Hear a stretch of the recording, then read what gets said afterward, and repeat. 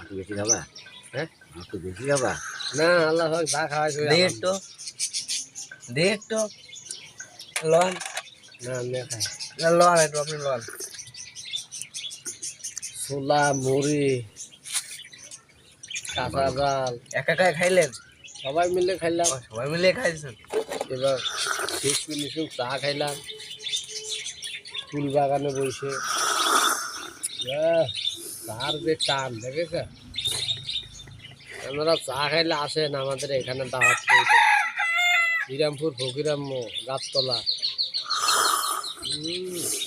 এই যে ফুল বাগান আছে এই জায়গায়, এই যে পুদিনা পাতা, এই যে ফুল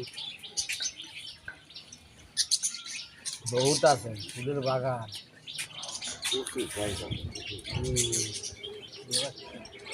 মুরগিও আছে, বাউন্ড দিয়ে লাগবে। মুরগিও আছে।